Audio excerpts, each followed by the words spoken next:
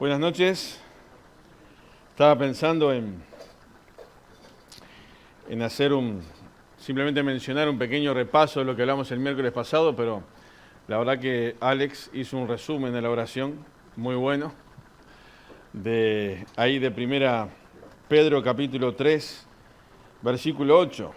Finalmente, sed todos de un mismo sentir, compasivos, amándoos fraternalmente, misericordiosos, amigables, no devolviendo mal por mal, ni maldición por maldición, sino por el contrario, bendiciendo, sabiendo que fuisteis llamados para que heredaseis bendición. Sin duda que lo que desarrollamos el miércoles pasado fue muy rápido, pero es bueno poder masticarlo, procesarlo para poder poner en práctica y que la iglesia, en eso que llamamos la conducta de la iglesia, cómo movernos dentro de la iglesia, pueda ser algo en nuestro accionar que sea de mucha bendición.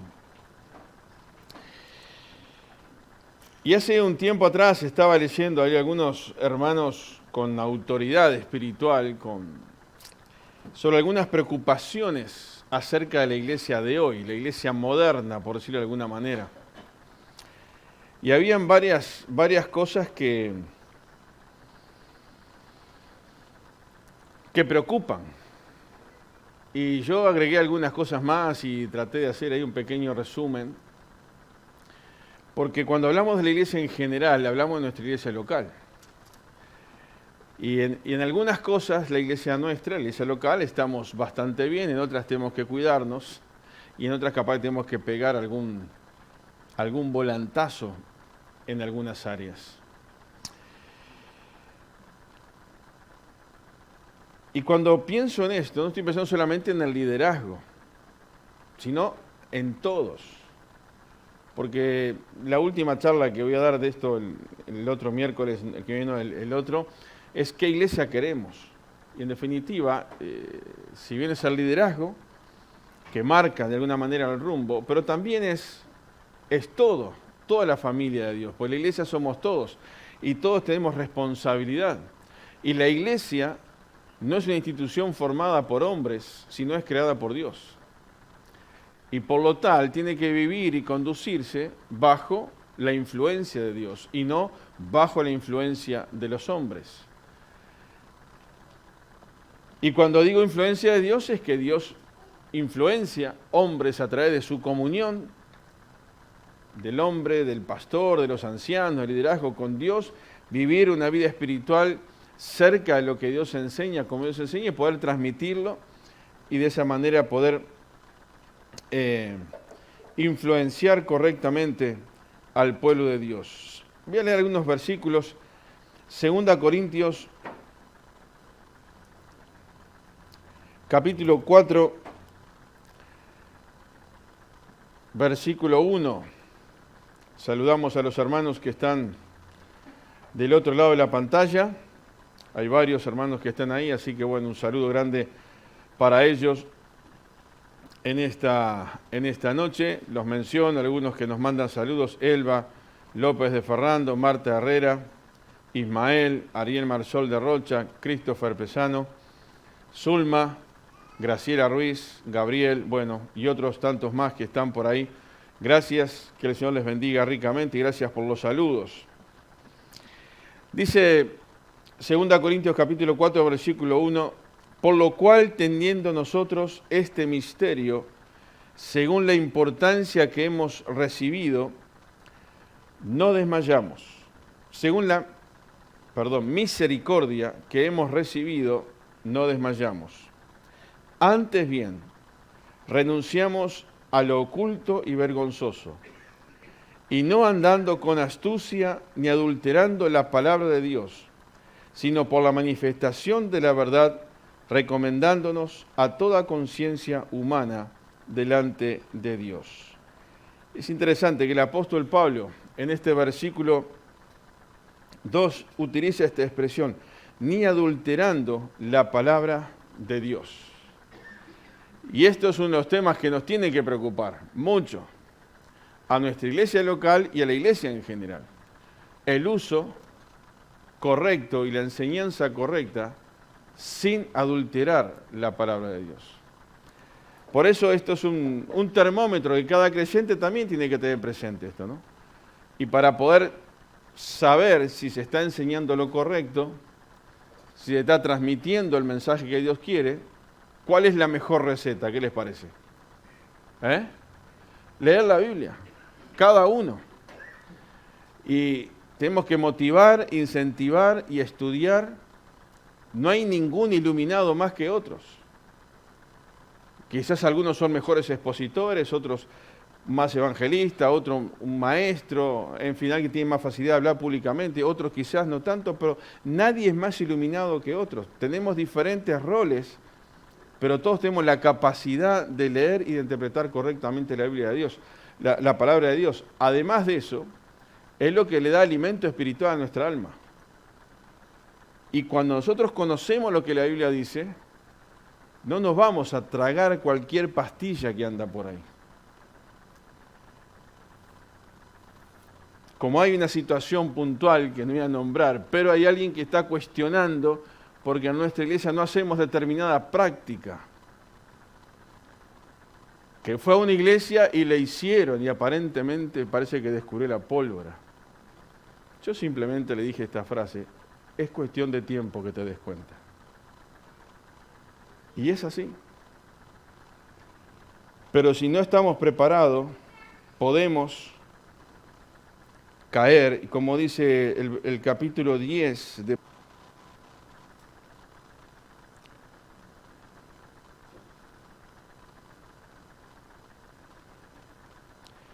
11 y 12. Y estas cosas les acontecieron como ejemplo y estaban escritas para amonestarnos a nosotros, a quienes han alcanzado los fines de los siglos. Así que el que piense estar firme, mire que no caiga. Y la gran seguridad, por así decirlo, de la firmeza es la palabra de Dios. Y es ahí donde tenemos que tener o hacer énfasis. Por eso uno de los puntos que yo quiero mencionar en esta noche rápidamente, que tenemos ahí una pequeña presentación para que nos ayude visualmente. Yo no soy muy artístico para estas cosas, soy bien cuadrado, bien sencillo, pero por lo menos para que nos ayude visualmente, cosas que nos deben preocupar en la iglesia de hoy. La lista puede ser enorme, ¿no? Podemos hablar de muchas cosas, pero por lo menos voy a destacar algunas, y no quiere decir que en el orden en que están sea una más el orden de importancia, sino que están puestas ahí. A ver qué tenemos en la primera. La exposición bíblica. ¿Cómo es? La exposición bíblica, un poquito de lo que hablábamos anteriormente. ¿Saben? Vamos a leer un pasaje en 2 Timoteo, capítulo 4, versículos 2 al 4.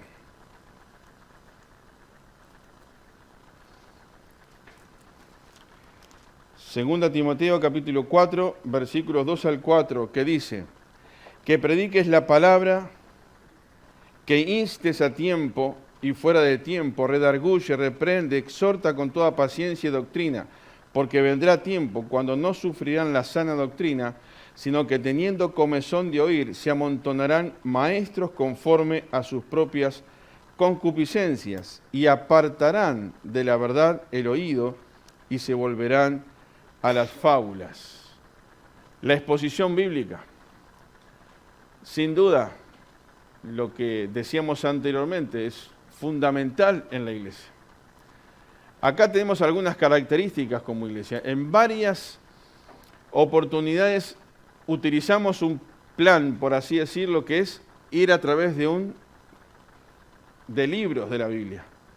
Estamos muchas veces los miércoles, también los domingos de mañana, a veces diferentes. Se usa un libro y se va estudiando. Y esa es, diríamos, como que es la forma más sabia de hacerlo. Porque uno va recorriendo la Biblia y van saltando todos los temas según los enseña la Biblia, en donde lo estamos viendo. Y eso es bueno. Pero hay otro peligro cuando se hace una exposición temática de la Biblia, donde uno quiere agarrar un tema y agarra versículos para sostener ese tema. A ver qué qué dice la Biblia sobre ese tema y a veces tuerzo algún versículo o lo estiro un poco para tratar de apoyar una temática. Que hay que tener cuidado con eso. No siempre es así. Por supuesto, podemos tomar un tema y ver lo que la Biblia enseña acerca de ese tema. Pero si siempre se va así, se corre el peligro de decir, bueno, a ver, ¿qué dice la Biblia? No voy a nombrar nada en particular por las dudas, pero... Y ahí quiero ir a ver qué enseña y por ahí tuerzo un poco algunas cosas. Podemos dar un tema y desarrollarlo como la Biblia enseña y buscar los pasajes para sostener, para darle fundamento a ese tema. Pero a veces esto es muy peligroso y por eso se han distorsionado tanto. Ustedes hablan del Espíritu Santo, por ejemplo, y hay lugares donde se hace un énfasis sobre algunos pasajes, descuidando otros. Entonces no es la temática general del Espíritu Santo, sino tratar de mantener una posición sobre eso. Entonces hay que tener cuidado, nos tiene que preocupar. Y los hermanos en la iglesia tienen que ser el termómetro de esto. Y nos tienen que exigir a aquellos que nos paramos acá adelante, en el buen sentido de la palabra. Y esta es una preocupación. ¿Por qué lo pongo en primer lugar mirando esto? Porque la Biblia tiene que ser el centro de una iglesia sana. Cristo es la cabeza. Pero todas las enseñanzas no son de los hombres, ni de los concilios, ni de lo que diga fulano o mengano, sino lo que dice Dios en su palabra. Y simplemente digo, como una regla de interpretación bíblica, la exégesis, ¿no? Cuando hay un pasaje un poquito oscuro, que no está tan claro en su expresión y la forma de entenderlo, ¿qué hago con eso? Le tengo que poner luz con pasajes que hablan del mismo tema, pero que están bien claros. No agarrar ese pasaje solamente que quizás no esté tan claro y tratar de revolverlo y retorcerlo para tratar de clarificarlo y a veces nos vamos de la mano. Entonces, este es un tema que la iglesia tiene que tener presente y que tenemos que preocuparnos para hacerlo de la mejor manera. Otro tema que leyendo veía la preocupación en varios hermanos que preocupan es, a ver si aparece ahí. Ustedes dirán, no tiene nada que ver con lo que venimos hablando, pero sí, el incremento de los divorcios. Abel, ¿cuántos años de cristiano tenés vos? Bueno, no me vas a sacar la cuenta, más difícil, sí, más o menos, ¿cuánto? 60 años. Antes, hablar de un divorcio dentro de un matrimonio en la iglesia era algo casi que... Hoy la sociedad casi que nos ha acostumbrado a esto. Y lamentablemente hemos sufrido, y en nuestra iglesia también, casos de divorcios que han sido tristes. Y hermanos que han descuidado determinadas cosas en su vida, sobre su matrimonio, sobre todo lo espiritual, y eso ha traído una consecuencia triste. ¿Hay algún matrimonio que esté libre de esto? Que levante la mano. No. Y el enemigo lo utiliza, el sistema mundo utiliza mucho esto para destruir la iglesia. La Biblia nos habla, voy a leer un pasaje ahí en Mateo capítulo 19, versículo 6, para tener ahí un pasaje entre tantos que hay que podríamos hablar, pero no es una reunión de matrimonio, por eso no vamos a hablar de eso. Pero ese versículo 6 dice, así que ya no son más dos. Versículo 5, y dijo, por esto el hombre dejará padre y madre y se unirá a su mujer y los dos serán una sola carne. Así que no son ya más dos, sino una sola carne. Por tanto, lo que Dios juntó, no lo separe el hombre. ¿Verdad que esta frase cuando la escuchamos en la sociedad parece un chiste de la Andresina? Porque la gente se ríe de esto. Ya hoy en día esto no tiene sentido. Ahora eso ingresa en la iglesia y tenemos que tener cuidado con esto. Los matrimonios tienen que tener cuidado con esto. Los que son solteros tienen que tener cuidado con esto. Sí, porque el formar una familia y agotar todos los recursos para que ese matrimonio funcione y avance y no se rompa y no se disuelva, es una decisión que se toma cuando uno es soltero. Pues si la va a tomar después, es tarde.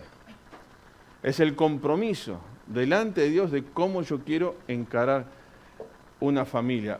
Y este es un tema que a nivel mundial está golpeando a la iglesia. Y tenemos que prevenirnos. Por eso tenemos las reuniones de matrimonio. Y se ha trabajado tanto, y se ha enseñado, y se ha orado. Y algunos han tomado bien los consejos, otros no. Pero bueno, es como en todo, ¿no? Cada uno escucha, pone en práctica o lo deja pasar. Entonces, esta es una temática que nos tiene que preocupar. Y cuidarnos, hermanos, como iglesia. Cuidar a los matrimonios, orar por ellos. Los matrimonios, cuidarse entre sí. Porque hay un montón de situaciones, de personas y de circunstancias fuera del matrimonio que lo quieren destruir. Y a veces, quizás internamente nosotros también nos ponemos del lado del que nos quiere destruir. Sin embargo, Dios dejó la iglesia ¿para qué? Para que las familias sean fortalecidas. Y esto es un tema de preocupación. Por eso, estas palabras que Jesús dijo, que enseñó, lo que Dios juntó, no lo separa el hombre, sigue tan vigente como el día en que Jesús lo hizo.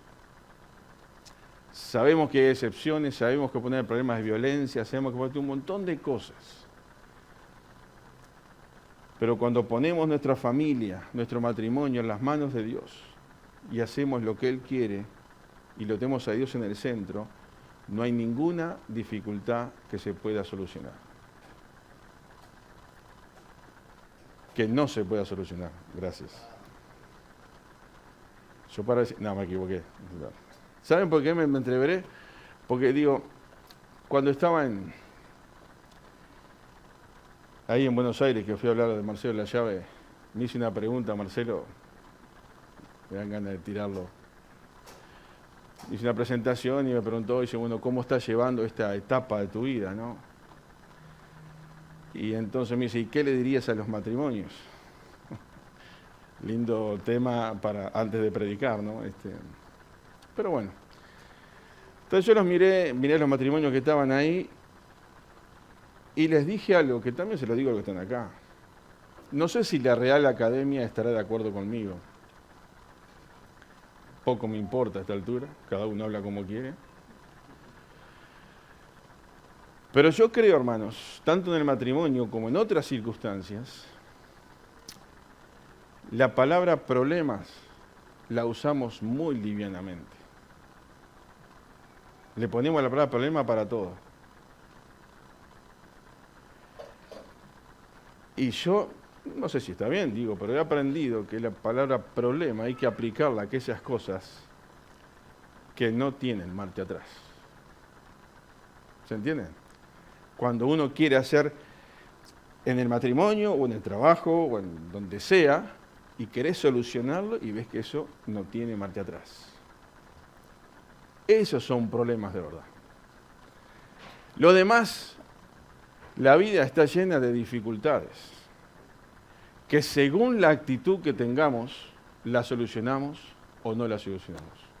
¿Se entiende? Hay muchas dificultades que según la actitud del corazón que tengamos, o la soluciono o no la soluciono. En definitiva, lo más importante no es la dificultad, sino es la actitud frente a la dificultad. Y a veces pequeñas dificultades llevan a situaciones que después se generan esos problemas que no tienen marcha atrás. Y el tema del incremento de los divorcios y de familias débiles en muchas iglesias han llevado a que sean iglesias como débiles. Y hermanos, nosotros tenemos que cuidar la familia, cuidar los matrimonios y cuidar de esa manera como oraba también Alex, cuidar la iglesia. Pasamos a otro punto porque dije que no era una reunión de matrimonios. Otro gran problema que hay a veces en la iglesia, el hombre como centro de todo. ¿Tengo que aclarar esa palabra hombre ahí? No. Díganme que no. ¿No? ¿A quién se refiere? Ahí está. Exacto. Ahí sí estamos con la Real Academia Española.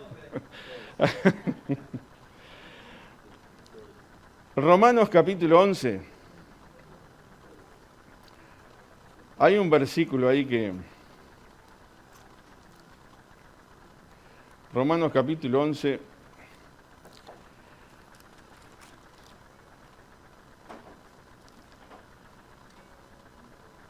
Versículo 36 que dice, Romanos 11, 36, porque de Él y por Él y para Él son todas las cosas. A Él sea la gloria por los siglos. Amén. Ese Él, ¿a quién se refiere? Al Señor, a Jesús. Romanos 11, 36.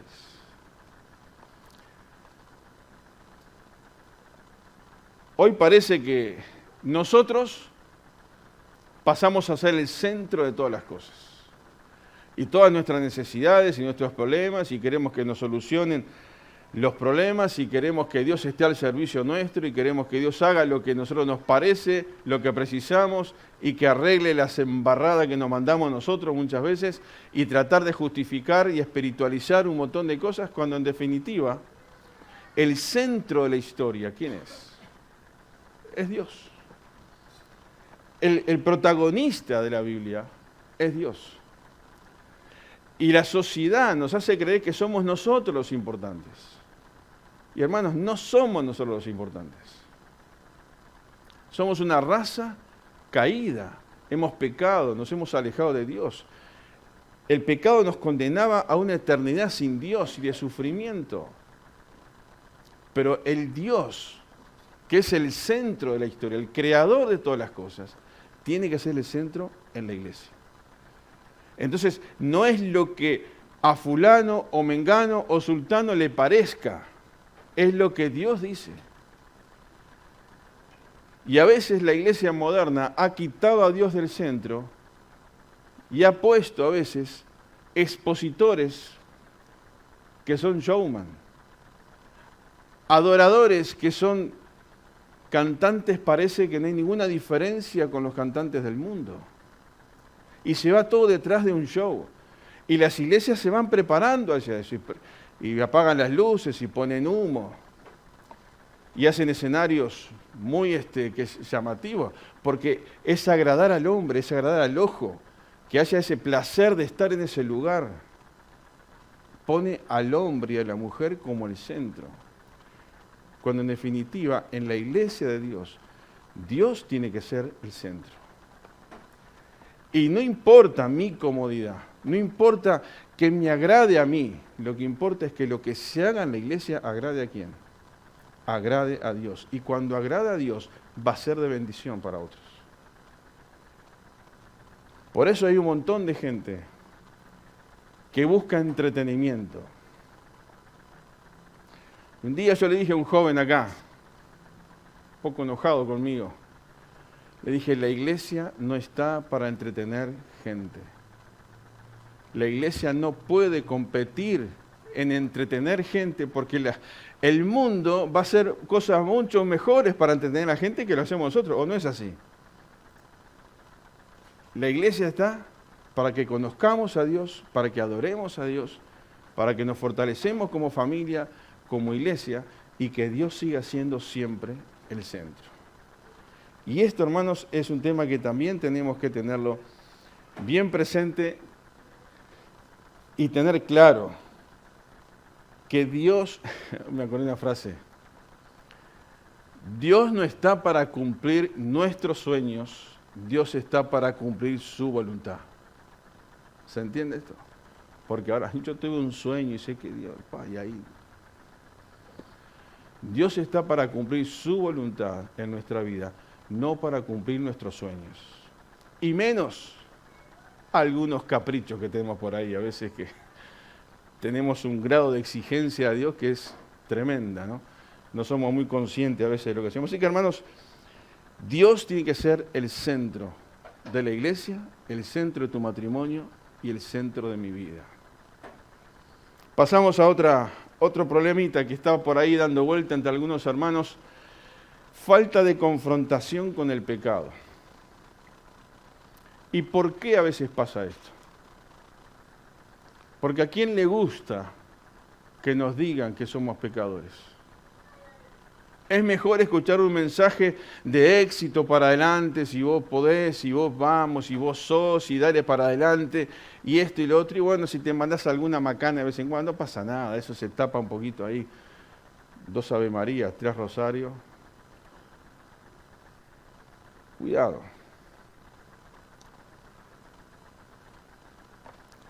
Lo que Dios llamó pecado al principio, ¿cómo lo sigue llamando hoy?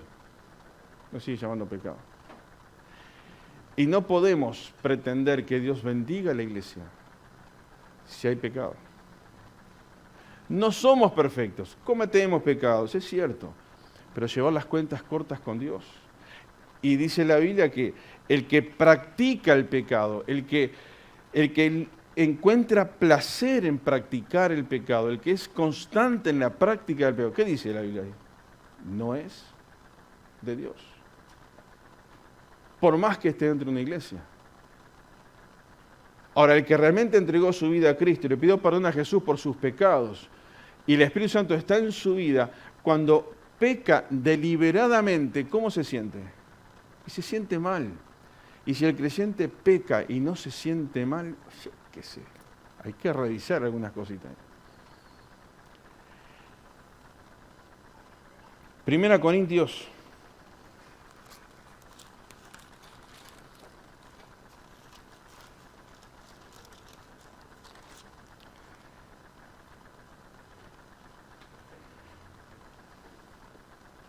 1 Corintios, tengo una lectura que es muy larga acá. Leo rápidamente versículo 9. 5. 1 Corintios 5.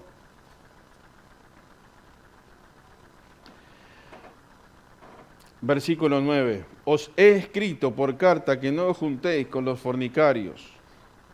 No absolutamente con los fornicarios de este mundo, o con los avaros, o con los ladrones, o con los idólatras, pues en tal caso os sería necesario salir del mundo, ¿no? Como diciendo,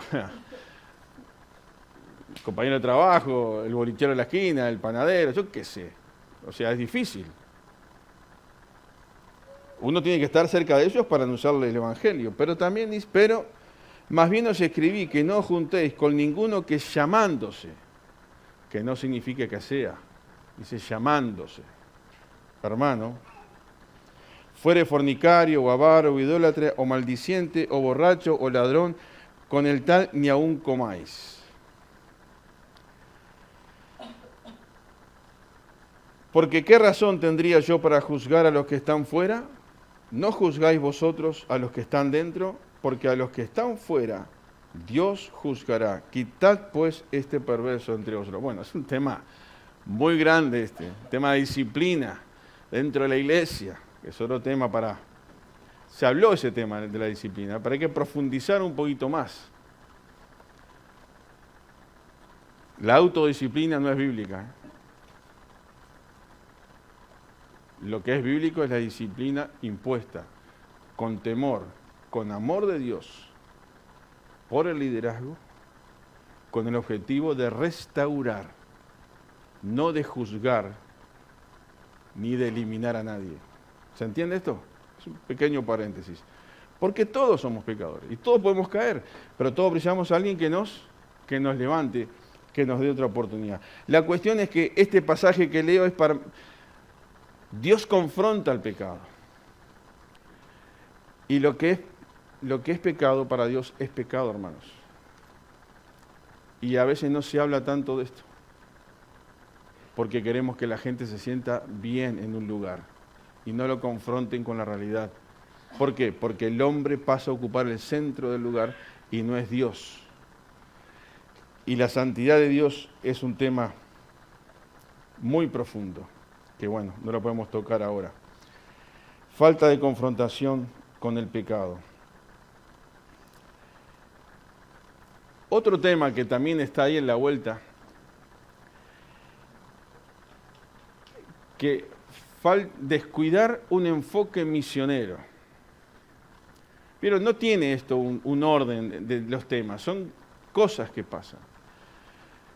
Y yo me puse a pensar en nuestra iglesia local y el grupo donde nosotros nos movemos. ¿Qué pasa con este mandamiento, con esto que Dios ha puesto para que el Evangelio pueda llegar a muchas personas? Hoy Alex planteaba, ¿no?, la situación de Hugo y Nati allá en Brasil. Está en una situación compleja por todo lo que está pasando, pero bueno, ellos están trabajando así con misioneros. Hay una iglesia que los apoya. Vamos a leer un pasaje en Filipenses. Por eso decía que en algunas cosas podemos decir, bueno, no estamos tan lejos, pero sí tenemos que preocuparnos de no descuidar estas cosas. Yo no sé cuánto los hermanos de acá saben que un porcentaje muy importante de las ofrendas que se juntan acá se distribuyen en familias misioneras, que no queda acá y que no se las queda a nadie. No quiero dar una cifra, pero sí un porcentaje, un 60%, 55%, un poquito más. Está bien.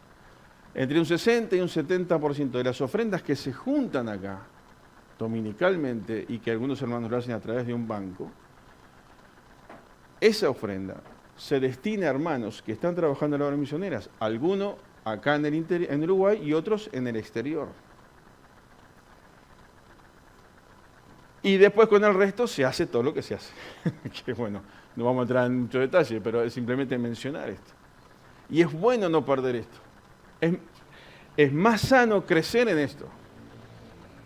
Porque creo que Manga ha sido bendecida por una iglesia que siempre pensó hacia afuera. Y en bendecir a otras iglesias. Y van del grupo llamado Frontera, que la mayoría son de acá, y otros a visitar otras iglesias, y van a predicar a otros lugares, y siempre... Y eso nos ha bendecido. Llamado Frontera es un grupo de jóvenes que trata de ayudar a iglesias más pequeñas en el interior del país, entonces se juntan y hacen un programa, bueno, jóvenes y no tan jóvenes, algunos que ya la cédula les dice que no son jóvenes, pero bueno, lo importante es que son los que lideran a los jóvenes y los que están con ellos, pero al lado mío son jóvenes todavía. La arreglé por ese lado, porque vi algunas caras, todavía veo de lejos. Filipenses capítulo 4, versículo... Uy, que se fue ahora. 10, versículo 10. Filipenses 4:10. En gran manera me gocé en el Señor de que ya al fin habéis revivido vuestro cuidado de mí. Esto es misiones. Cuidado de alguien que está lejos. De lo cual estabais solícitos. O sea, querían hacerlo, pero les faltaba oportunidad. No lo digo porque tenga escasez, pues he aprendido a contentarme cualquiera sea mi situación. Desde el apóstol Pablo podríamos ponerlo del otro lado, ¿no?, del mostrador, el misionero que escribe de lejos. Sé vivir humildemente y sé tener abundancia. En todo y por todo estoy enseñado. Así para estar saciado como para tener hambre, así para tener abundancia como para padecer necesidad. Todo lo puedo en Cristo que me fortalece. Sin embargo, bien hicisteis en participar conmigo en mi tribulación. Y sabéis también vosotros, oh filipenses, que al principio de la predicación del Evangelio, cuando partí de Macedonia, ninguna iglesia participó conmigo en razón de dar y recibir, sino vosotros solos. Esto es un pasaje para profundizar en todo lo que dice, ¿no? Alguien que sale a la obra. Dice, ninguna iglesia, solamente una iglesia, tuvo ese sentir de apoyar al misionero, al apóstol. Es interesante y ver cómo lo reconoce el apóstol, ¿no? Pues a una Tesalónica me enviaste una y otra vez para mis necesidades. No es como ahora, ¿no? Uno puede hacer un giro y dame el número de cédula y vas al hábitat. Había que andar kilómetros y kilómetros en un sobre para llevarlo y encontrarse y a ver dónde. Hay que ponerse en el contexto donde está escrito esto, ¿no? No era que dentro de una semana, ni sabía. Y bueno, eso de historias de ofrendas que llegan en momentos increíbles, enviadas por hermanos que nunca se imaginaron en qué momento llegarían y a dónde. Y el que le ha recibido, bueno, es otro tema. Pero después me quejo, se me va la hora y me voy. Pero quiero terminar de leer este pasaje. No es que busque dádivas, sino que busco frutos que abunden en vuestra cuenta. Pablo le está diciendo, ustedes son bendecidos cuando me han apoyado a mí. No estoy buscando un beneficio propio con lo que estoy diciendo. Estoy diciendo, cuando uno se ocupa de esto, Dios bendice a la iglesia. Y la ofrenda, que es un tema muy amplio, es un tema lleno de bendiciones. Pobre de aquellos que manipulan gente para sacarle una ofrenda. Pobre de ellos. Pero qué bueno que es poder venir con transparencia a lo que enseña la Biblia y saber que la ofrenda bien administrada y dada con el corazón correcto es uno de los grandes privilegios que tiene el cristiano.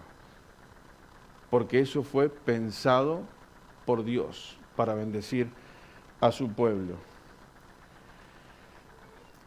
Dice versículo 18, pero todo lo he recibido y tengo abundancia, estoy lleno, habiendo recibido de Epafrodito lo que enviaste, olor fragante, sacrificio acepto, agradable a Dios. Mi Dios pues suplirá todo lo que os falte conforme a sus riquezas en gloria en Cristo Jesús. Al Dios y Padre nuestro sea gloria por los siglos de los siglos. Amén. Solamente decir esto, hermanos, es bueno pensar en bendecir a otros. Misiones. A veces hablamos poco de misiones. Hay que enfatizar en esto. Porque así como otros pensaron en misiones, gracias a ellos, ¿estás contento con tener el Evangelio en tu corazón? Estamos felices porque Dios ha cambiado nuestra vida. Estamos agradecidos a Dios por lo que Dios hizo. Pero para que eso se diera, hubieron hermanos 200 años atrás o 150 años atrás que dejaron sus tierras, viniendo a lugares totalmente inhóspitos. No como ahora que uno va a la selva y tiene internet en cualquier lado en la selva, ¿no? Ahora, venir a 250 años atrás a estas tierras para que vos y yo tengamos el Evangelio. Y nos toca ahora, nosotros de alguna manera, llevar a otros el Evangelio. Ahora la misión, y con esto cierro este tema, es el vecino que está al lado también. Es la familia. No es que me toque la China, pero somos misioneros donde Dios nos ha puesto. Por eso la misión que Dios nos ha dejado es predicar a Cristo y que otros conozcan a Cristo. Así que el entorno donde nos movemos es nuestro primer campo misionero. A otros quizás Dios los llamará más lejos. Lo importante es que a todos Dios nos ha dado un campo misionero en el cual tenemos que movernos. Bueno, me dan 10 minutos más y voy rápido con lo que me queda, porque hay unas cosas que son interesantes. El otro punto que viene ahí, a ver, falta de hospitalidad. ¿Qué queremos decir con esto?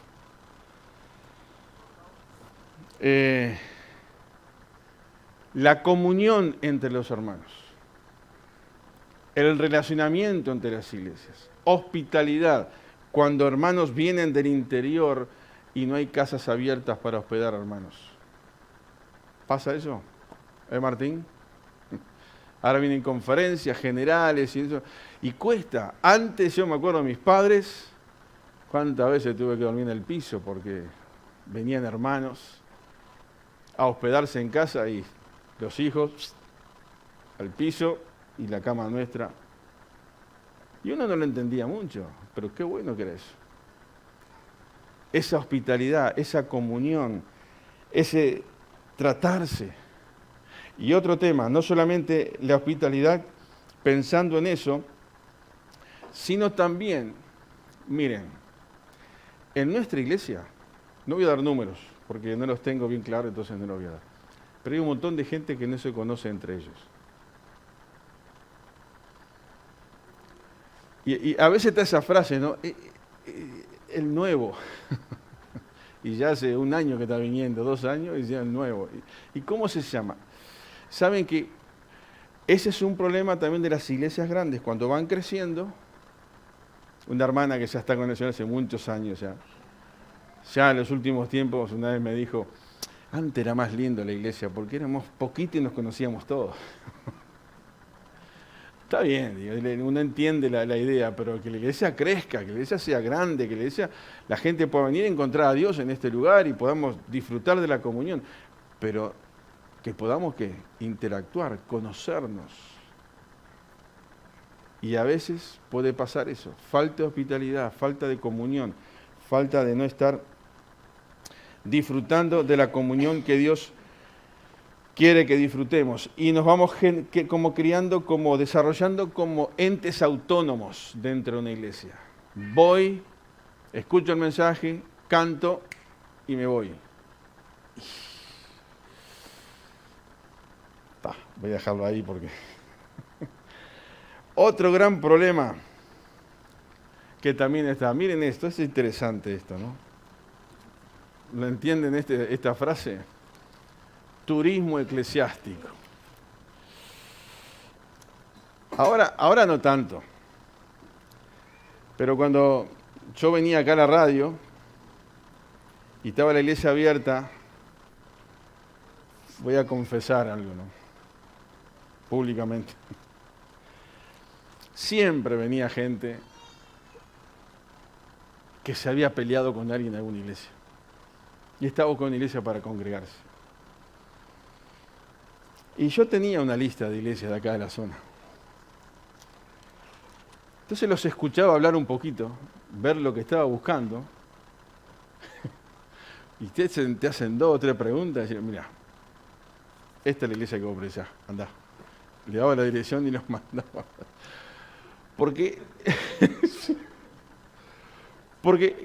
¿qué pasa? Cuando alguien viene ya exigiéndote alguna cosa, no te conoce, y ya exigiendo, y acá hacen esto, y acá esto, y acá lo otro, y acá aquello, y el Espíritu Santo se mueve acá, y yo, no. Yo sé que hay iglesias con mucho respeto y otros que tienen un perfil que, bárbaro, vaya allá. Porque esa persona está 2 meses acá, y después está 3 meses en otro lugar, y está 6, ese es el turismo eclesiástico, que va recorriendo. Al fin y al cabo, son todas las iglesias malas, todas las iglesias tienen defecto, pero el defecto nunca está en la persona. Y esto hoy en día se calcula que hay entre un 25 y un 30% de cristianos flotantes. ¿Tá? Son esos que están dando vuelta por ahí. Y voy a cerrar ahí el tema porque podría decir muchos ejemplos, pero hay un versículo que muestra quizás cuál es la raíz del problema. Hebreos capítulo 13, versículo 17. Dice, obedeced a vuestros pastores y sujetaos a ellos, porque ellos velan por vuestras almas, como quienes han de dar cuenta, para que lo hagan con alegría y no quejándose, porque esto no os es provechoso. Entonces acá hay 2 problemas. ¿Por qué pasa el turismo evangélico? Porque a nadie le gusta sujetarse a un liderazgo, ¿o no es así? Estamos en un mundo donde cada uno hace lo que quiere. Y por otro lado está la otra parte también, que el liderazgo, los pastores también tengan una vida digna, que puedan ejercer una autoridad sabia y espiritual para que la gente también pueda sujetarse en el buen sentido de la palabra, en base a lo que enseña la Biblia. No sujetarse porque es una dictadura. Entonces están ahí las dos cosas. Por eso hay tanta gente dando vuelta, porque no le gusta obedecer, no le gusta sujetarse y no le gusta compromiso. No me acuerdo a quién le decía yo estos días, que las iglesias evangélicas, o por lo menos donde nos movemos nosotros, lo que exigimos, en el buen sentido, es compromiso, ¿o no es así? Constancia. ¿Pero compromiso con quién? Con la iglesia. ¿Y el compromiso con la iglesia cuánto puede durar? 6 meses. Yo he visto mucha gente, mucho entusiasmo, que empiezan a venir y yo quiero colaborar en esto, y quiero venir a limpiar, y quiero pintar, y uno sabe que yo siempre digo, cuando la subida es rápida, olvídate, la bajada es igual. Es así. Ahora, el que va creciendo despacito y va tomando responsabilidades, se va afirmando y crece espiritualmente, va entendiendo lo que es hacer las cosas por amor a Dios, no por un impulso del corazón. Entonces, lo que Dios exige de nosotros, ¿qué es? Es compromiso. ¿Pero por qué? Porque amamos a Dios. Solamente menciono las últimas 3 cosas que me quedan. Equilibrio entre el cristiano y los inconversos. Cuando yo leía esto, empecé a ver un poco por dónde va y sí, uno pone, y es cierto. Algunos dicen, vamos a dar mensajes sencillos para que todo el mundo lo pueda entender. Entonces, los que están siempre en la iglesia están siempre leyendo el ABC del Evangelio y con mensajes sencillos. Entonces, no hay un crecimiento.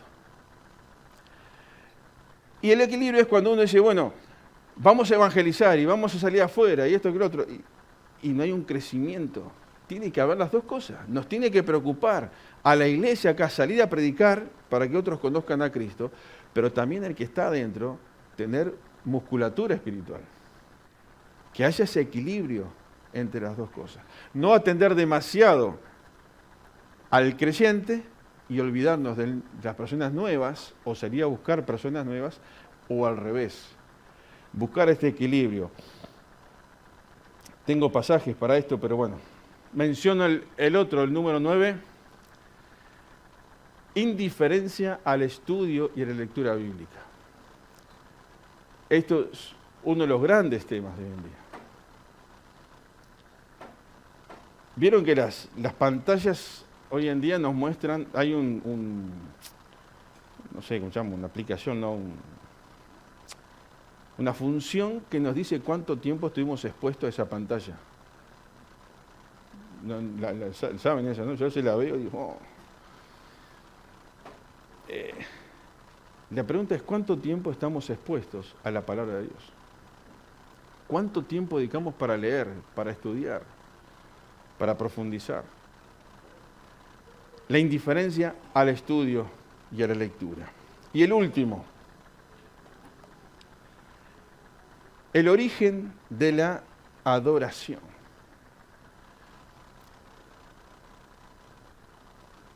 ¿Cuál debe ser el origen de la adoración? Una buena música, un buen director de alabanza, buenos músicos, buen sonido, una música bien alegre y una música bien suave, adoración y que me conmueva. Ese no puede ser el origen de mi adoración a Dios. Se los dejo como deberes porque ya me repasé del tiempo. Disculpen, hermanos. Lean Nehemías 8 y 9. Y van a ver dónde está el origen de la adoración. El origen de la adoración en el pueblo de Israel fue la palabra de Dios. Frente a la palabra de Dios, frente a lo que Dios enseña, a lo que Dios dice y a lo que Dios exige y cómo Dios se muestra, entonces ahí está el origen de la adoración. Por eso, los elementos externos pueden mover nuestras emociones, pero la palabra de Dios va a mover realmente nuestro corazón para adorar a Dios por lo que Él es y por lo que Él ha hecho por mí. Cosas que nos tienen que preocupar de la iglesia. Pensar en estas cosas. Queda por ahí colgado esto después, con tiempo cada uno. ¿Cómo yo estoy en esto? ¿Cómo estoy en esto otro? ¿Cómo estoy en esto? Analizarnos individualmente para que si estamos fuertes espiritualmente, al estar juntos, vamos a ser una iglesia que realmente honra y glorifica a Dios. Amén.